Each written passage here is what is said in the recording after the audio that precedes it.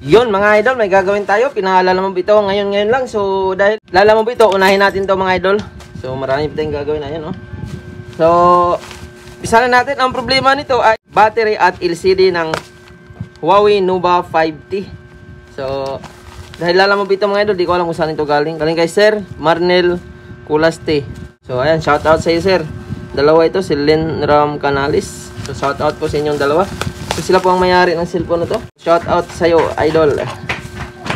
So kanina lang to siya nag-chat mga idol, nagtanong sa handle, napanood ang ating mga video. So nag-decide siya na ipalalamove na lang niya. So ito na po yung ano mga idol gawin natin. So nakatip po siya. So hindi naman basag daw ang LCD nung nakita ko nung ano niya, kasi lang may itim. So kapag may itim talaga mga idol na nakabalot pa. Ayun, nakaano pa oh. Pwede po ba? Salamat. 234k followers. People like this vlogger. Huh? So yan, may nakasulat pa. Nandito pa yung ano natin mga idol, oh, naka-colored pa. So maraming salamat sir. So nakatip pa rin. Talagang tagong-tago.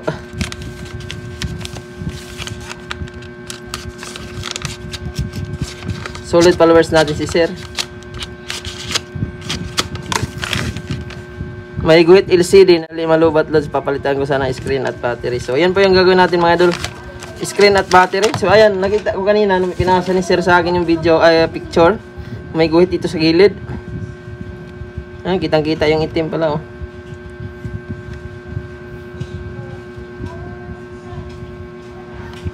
So kapag itim mga idol, hindi na talaga nare-repair yan. Madalas ito sa mga Nova 5T, kapag nadiinan ng LCD, nagkakaroon ng itim. So ayan, gagaya niya no. So maganda pa sana LCD yan. Goods na goods pa. So madali na rin daw malubat. Kaya ayan, umpisa na natin. Palitan natin ng LCD at battery. So meron natin nakahanda. So ayan mga idol. So good quality naman itong battery natin. So ang model nito ay Huawei Nova 5T. So maraming salamat mga idol sa mga gustong magpayos. Pwede kayo magpalalamove, LBC, GNT. Pwede rin po walk-in. So mag-update muna kayo bago kayo pumunta. Baka mamaya wala tayo dito sa pwesto kasi minsan namamasyal tayo. Or minsan naman nasa supplier ako.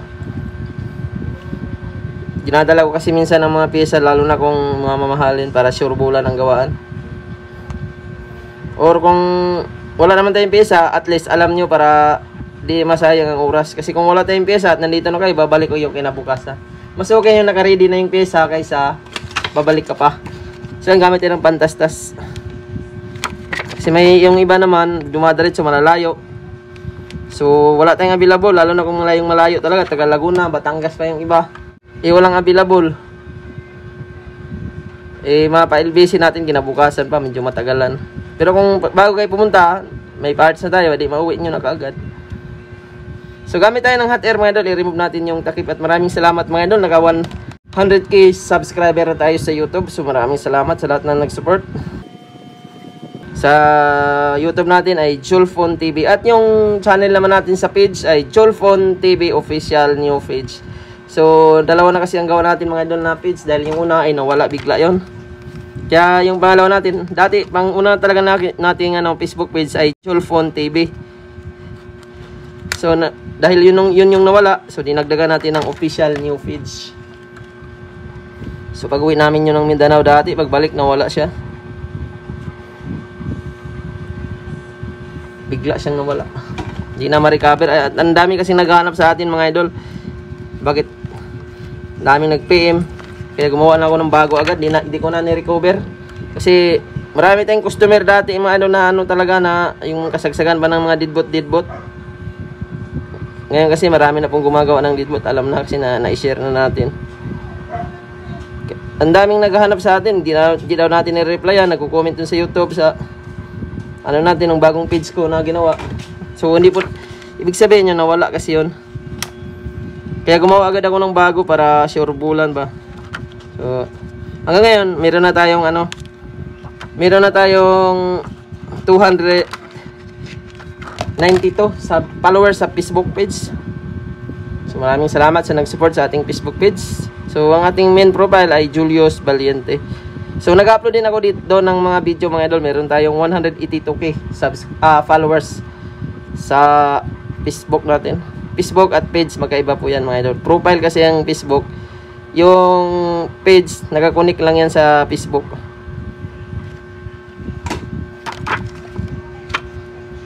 So mas marami tayong followers sa Facebook page.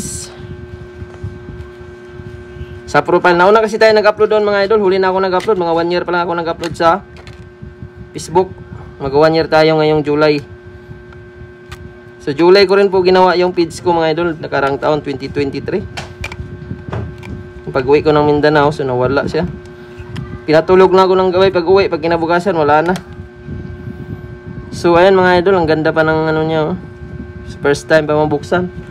So na-remove na natin yung takip. Ingat-ingat dito mag-remove mga idol. Glass, napakadelikado nito. Mamaya pag di mo initan, pwedeng mag-crack yan. Tanggalin natin itong mga DC para hindi makapal mamaya. So yan, malinis naman ang pagtanggal natin. Tanggalin natin yung mga screw. So ibang klase ang screw nito mga idol, walang magnet. Hindi dumidikit sa magnet. Ibalik agad natin to mga idol. Ngayon, lalamove lang ito. So mas mabilis kung lalamove dahil oras lang mabalik na sa iyang cellphone. Kung ipa-LBC mo man, kung malayo ka, araw talagang bibilangin. So maraming aso mga idol, nasa ano lang tayo. Naka-home base tayo mga idol. So hindi na ako kumuha ng pwesto sa labas.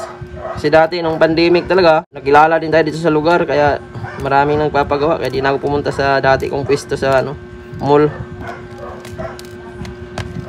So marami namang nagpapagawa din, parang ganun lang din. Ang mahalaga kasi dito, hindi na tayo nag-uupa ng pwesto. Bahay na mismo. Ang malupit, pwede pa tayo matulog kung walang ginagawa. Either kung nasa pwesto tayo, pag walang ginagawa, medyo antok-antok din ay pag nasa bahay ka, pwede ka pang magapahinga. Kasama pa yung mga anak mo at asawa. May banding pa. So ang kagandahan naman mga idol, gumawa din tayo ng page, kaya ayun, nagagawa tayo ng maraming customer din. So maraming salamat. May mga pupunta talaga, dire-diretso na sila dahil mo nakilala na tayo sa ano. So ayan, natanggal natin yung screw. Tanggalin natin tong SIM tray. Angat natin to mga idol, yung pinaka, ayan, yung gilid nito, manipis lang to. Yan, kasi nandito ka, ayan, manipis lang to mga idol. Yung plastic na to. So may isa bang screw. Ibang klase lang ang screw nitong unit na to, hindi siya namamagnet. Ayan.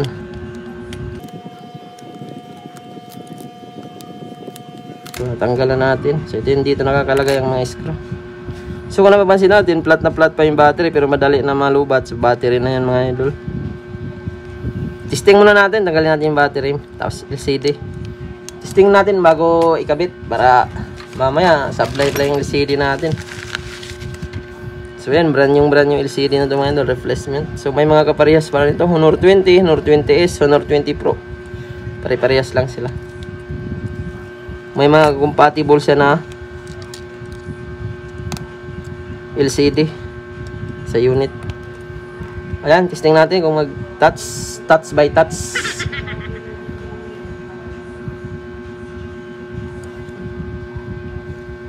Yun, malinaw naman ang LCD mga idol, magandang quality na. Full screen din ito ang LCD na ito mga idol. Yan ang kagandahan sa replacement ng Nova 5T. So, galing tayo sa bakasyon mga idol. Kauwi lang natin. Mga 3 days pa lang tayo ngayon. At ayan. Tingnan natin kung mag-touch. Yun. Sa full mga idol. Wala siyang password. Ayan. Ikot-ikotin natin para malaman natin na goods talaga siya. So, meron tayong warranty din ito mga idol. Mga LCD natin. So, goods naman mga idol. Maraming salamat. Goods. Walang supply. So, kuko lang ang gamitin natin. Safe naman kung kuko. Kasi gumamit ka ng mga kahit anong minsan kasi pag metal mga idol, mag-short yan. Kaya dapat pwede kuko na lang gamitin pag angat ng mga flex-flex. Kasi kung mahaba naman kuko mo, useful yan. So angat natin to, tanggalin natin yung battery. Next po natin gagawin. Ay, malambot na nga yung battery pala talaga. Ayan, no? Kaya madali malubat, ang lambot na niya, oh. Nipis ng battery. So next step, tanggalin natin tong LCD. So ganun yan mga idol, kahit hindi lobo ang battery, basta malambot na, madali na yan malubat. Yan ang disadvantage pag malambot na. Kahit sabihin natin hindi lobo, kung malambot na, madali na siya malubat. So ito yung connection ng LCD. So angat na natin, hindi na natin initan to. Matik naman ito mga ganito kasi matagal na to. Ang dikit kasi nito mga idol, pag tumagal na, expired na.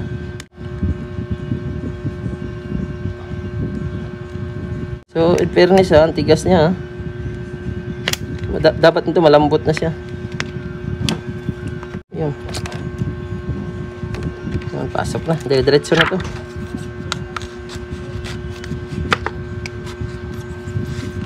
Guma ang gilid nito.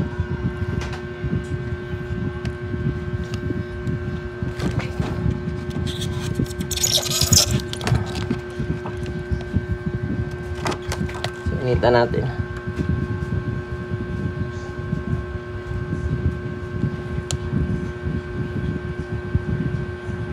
Adjustable yung LCD niya kahit basta original pa, di basta-basta mabiyak.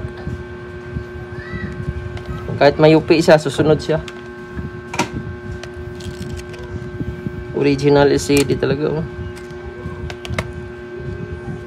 So ayan, next tip mga idol, ang gagawin natin ay linisan natin yung frame, natanggal na natin yung LCD.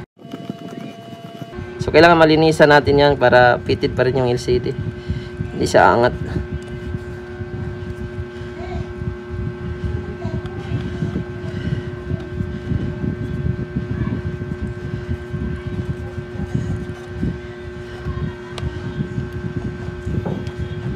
So importante malinis ang mga gilid-gilid pag nagpalit kayo ng LCD talaga.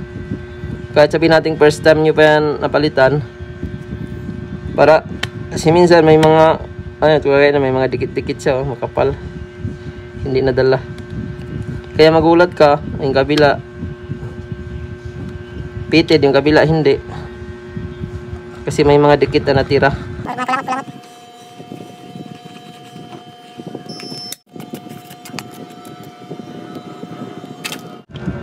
Front camera,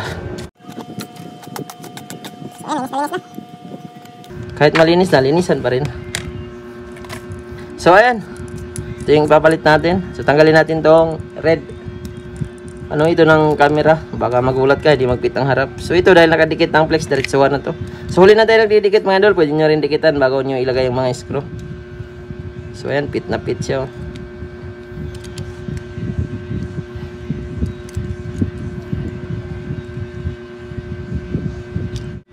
Okay, salpak na natin. So itong plastic na to, nakayupi lang to, ibalik lang din natin. So pag gumawa kayo ng LCD, huwag kayong kabahan kasi minsan pag kinakabahan kayo, at pag naglagay pala kayo ng LCD mga idol, huwag nyo munang ilagay ang battery, unahan nyo muna pagsalpak ang LCD bago ang battery para iwas mag short, iwas pusoy. So ito may dikit naman ng nito, so dikitan pa rin na lang natin para sure bulan.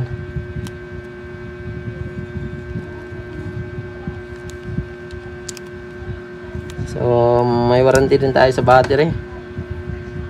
Parang LCD lang din siya ang warranty natin, 3 days to 1 week. So saan na yun? Ibalik natin to kasi ayun, bakante oh. Ito yung hinihila mga idol. So mayroon na nga ito, may kasama na. So yung plastic na to kailangan naka-angkla siya kasi dyan ang puwersa ng battery.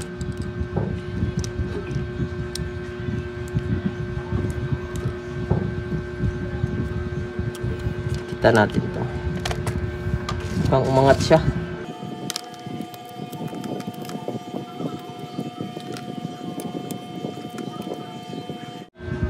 Yan.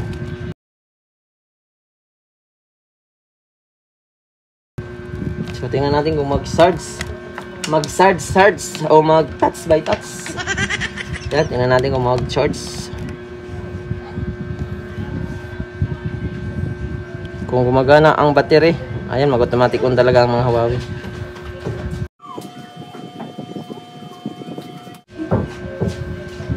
Ayun, goods naman, nag-charge.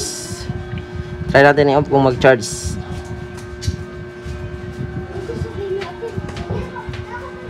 pop mga idol para hindi mag-reboot. Yun, nag-charge. Wow, okay mga idol, nag-charge. So next step, balik na natin to, yung mga screw. So ingat talaga mga idol pag nagpalit din kayo ng LCD, yung iniingatan niyo dyan, yung battery pag nagpalit kayo. Unahan nyo pagsalpak ang LCD bago ang battery kasi iwas madamage sa board. Kasi minsan mag-short siya. Kaya magulat ka, ayaw na mag-on. Kahit vibrate, wala na. Kasi natamaan yung board, nag-shortage. Dahil sa pagsalpak mo ng LCD na nakakabit ang battery. Maraming ganyan, lalo na sa mga Infinix. Naku, napakasila ng mga Infinix. Kapag nilalagyan mo ng LCD, yung mga Tecno. Sa mga ganito naman mga idol, hindi siya basta-basta masilan. Pero kung matapat talaga na nagsimula pa lang kayo, naku, kakabahan talaga kayo dyan. Kaya mahalaga ang mga tips natin. Sana i-support nyo ang channel natin mga idol. Marami tayong mga tutorial dito. So binabahagi na natin ngayon. Kasi malapit na ako mag-retire. Para maibahagi naman natin sa iba. Kahit mga basic lang naman. So next step mga idol, sa taas tayo mag-screw. Maraming nagagalit sa atin kasi nagtuturo tayo ng tama. Mga kalukuhan lang tuloy sinusuportaan. Gusto nila lalong masira ang cellphone pag nanood ka sa ibang yung mga, hindi naman lahat gumagawa ng mga kalukuhan ng mga for the views lang. Pero marami pa rin namang matitinaw na nag-upload talaga ng totoo. So lang makakasalamuha ka talaga ng mga taong nagagalit sila dahil tinuro ba. Sa ibang bansa wala namang walang nagagalit na nagtuturo dami nagtuturo sa India Pilipinas lang ka lang makakita na nagtuturo ka na galit yung iba. Marami namang natuwa kasi yung lalo na yung mga nagsisimula, gustong gusto tayo doon sa kasi nakakuha ng mga idea. Kaya kung nagsimula ka mga idol, follow mo na ang page natin. Saka pa yung YouTube natin, Julfon TV. FB page natin, Julfon TV Official New Page. At yung Facebook natin, Julius Valiente. So ngayon lang tayo mga idol. So dati, di man tayo nag-upload ng mga video talaga. 2011 tayo nagsimula mag-repair. So 2020 nagba-vlog na ako dahil ng pandemic kumukuha tayo ng idea o customer sa social media. Kaya ngayon maraming natutumalan mga idol sa dahil madalas kasi ngayon online na. Kumbaga makakuha ng diskarte lang talaga ba. Kaysa mag-antay ka dyan sa shop mo. Dati kasi wala namang nagba-vlog talaga ng mga repair. Kaya ngayon ang dami nang nagba-vlog ng repair. Kaya maraming nagpapagawa, maraming nagpapadala ng mga pagawa. Yung iba nagpupunta, nagpapalalamog kagaya nito. Dati wala namang ganyan nung nag-repair kami. Kasi social media na tayo mga idol. Pwede tayong kumita sa pamamagitan ng online. Kaya kung hindi ka sumabay, na manatili ka lang dyan sa pwesto mo, wala ka talaga, talo ka. Kaya kami, bukod makakumuha kami ng customer sa lugar namin, makakuha po kami ng customer sa ibang lugar. Maraming nagtitiwala kapag maganda ang service yung. Ayan, naglagay ko pala ng adhesive mga idol sa likod. Ito, may mga kulangot so nisa natin kay malayo to. So adhesive lang mga idol, pit na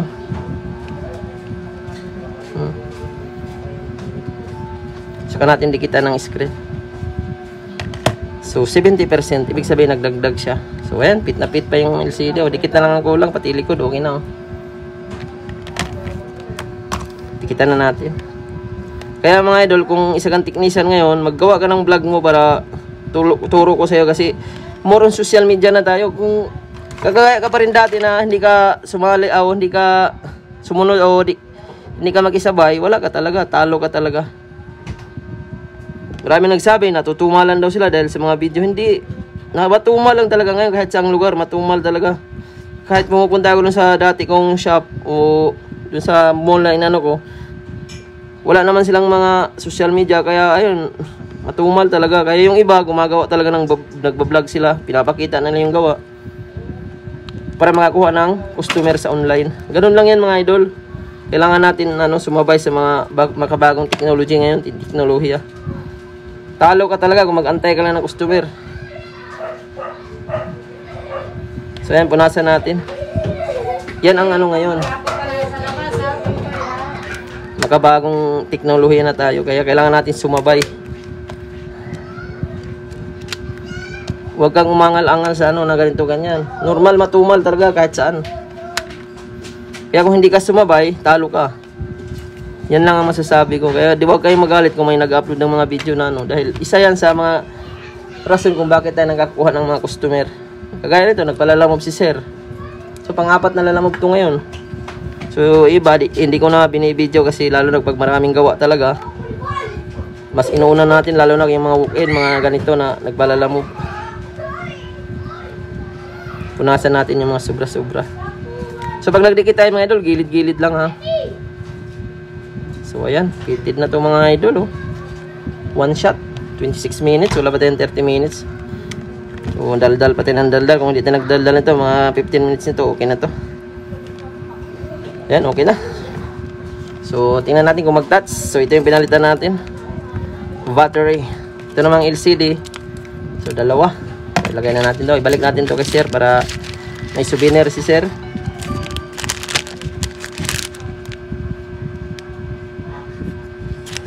Ito yung battery niya. Yun. Goods na goods yung LCD mga idol. Full na full siya. So ayan. Normal na.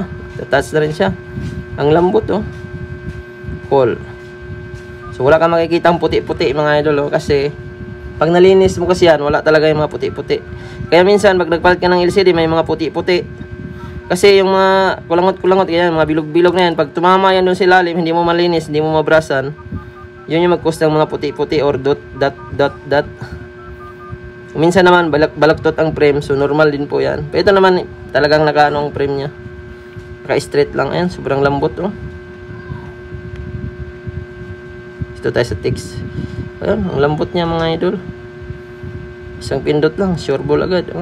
So may guma ito mga idol. Ang guma naman natin, ipapaliwanag natin dahil maraming nagtatanong. Hindi daw niya nagustuhan ng mga video dahil pagkatapos doon ng gawa, may guma. Asa kaalaman po ng iba, lalo na kung hindi talaga tinapos ang video. So, ang guma kasi lalo na pang nagpalit tayo ng battery or tinanggal natin yung likod. So, kailangan natin, minsan gumahan natin para madikit talaga siya, lalo na kung palitan natin ng LCD. So 2 hours lang naman ito, tanggalin na tong guma. So pag natuyo na ang dikit, pwede mo na siya tanggalin. So 2 hours po ang pinakamaganda. Basta pwede naman 1 hour, kaya 1 hour. Pero pag gusto mo talaga na pulido ang pagkadikit, 2 hours mo alisin. So ayan, sobra na tayo sa daldal mga idol. Tapos na tayo, maraming salamat sa nanood. Sana isupport nyo ang channel natin mga idol. So mga tips natin, lagi nyo tatandaan. At ito yung pinalit natin. See you on my next video. Maraming salamat po. Sana i-like niyo po ang video na ito, i-share at mag-subscribe. Maraming salamat po. Bye-bye!